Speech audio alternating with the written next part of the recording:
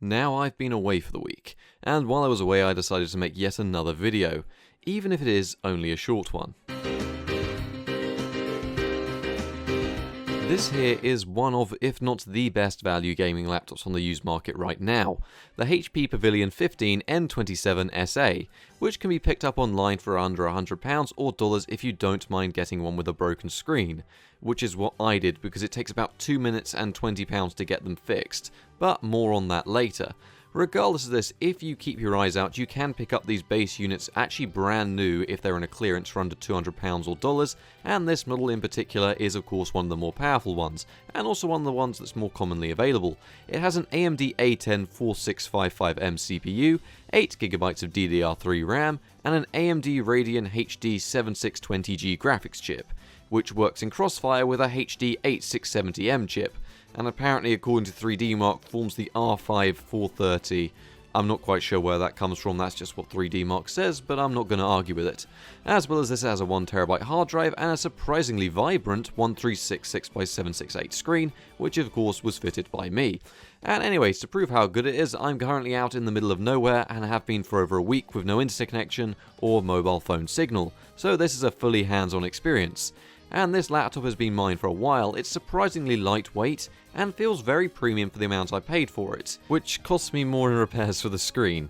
My main concern is actually the CPU, which is rather weak, in fact coming in at half the power of a Core 2 Duo E8500, but with those 4 cores instead of 2 it can multitask where needed and consumes vastly less power at I think a TDP of 25 watts, while performing the same in games that can take advantage of all 4 of those cores.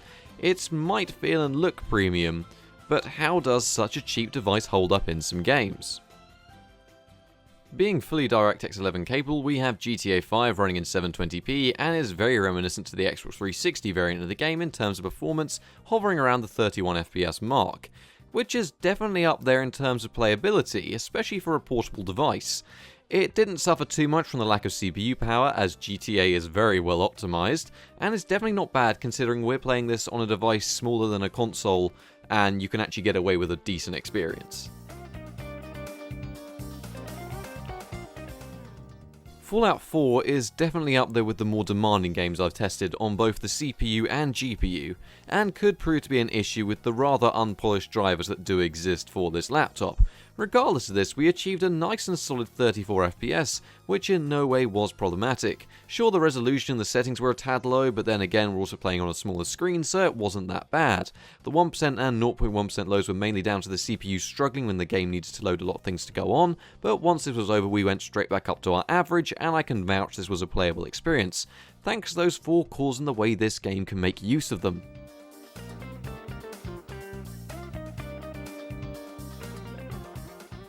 CSGO actually ran quite nicely considering we've got quite a weak CPU and the game only really utilises the first 2 cores. We're dealing with an average of 50 FPS with the low settings in 1366x768, which isn't exactly half bad. I did try it in 640x480 and the increase was around 3 FPS, so the drop in resolution is not worth the trade-off in quality.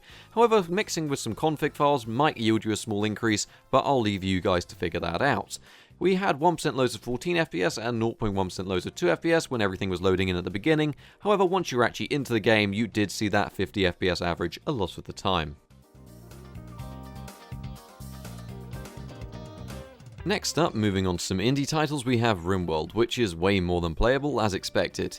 Even though it is very dependent on Core 0, which in our case is very weak, the game remained unlikely to slow down in most situations, and didn't dip really at all unless you were running at 3 times speed and there was a lot going on, so expect to see a playable 60 FPS for the majority of the time.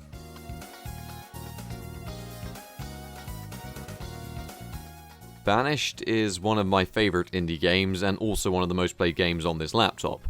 We ran it with medium and high settings with the DirectX 9 renderer in the 1366x768 resolution.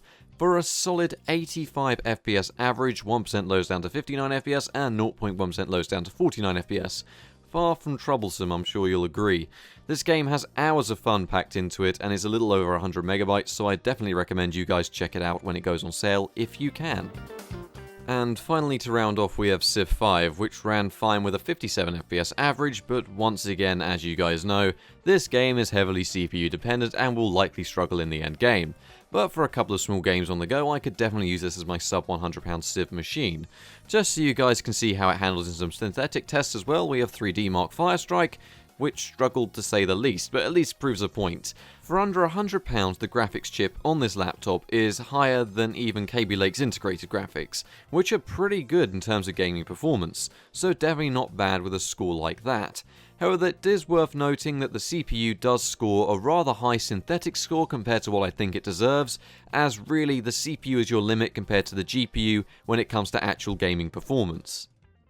So that brings us to the end of this rather short little video, but before we finish on one final aspect, this video was entirely edited and made on this laptop, in, well, not the best conditions.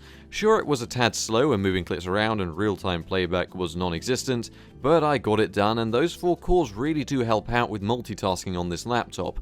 Anything up to 1080p video playback is completely possible on it, and considering how new it is, that's sort of a given. I mean, replacing the battery on it was easy too when I got it. I mean, it gets 3 to 4 hours in gaming, and longer if you're doing simpler tasks, and they're really quite cheap as well. I mean, for the most part, I've seen these things selling very cheap on eBay. The batteries, the parts, the actual units, they're selling for under £100 for virtually everything. So keep an eye out if you're ever in need of a gaming device on the go. Good night. Well everyone, it's good to be back, and I have been working on a 50,000 sub special which will be finished up soon and is definitely worth sticking around for. You can find out more by joining us over on the Discord, donating on Patreon for special haul videos which are meant to start this week sometime, and of course I'll catch you guys in another video.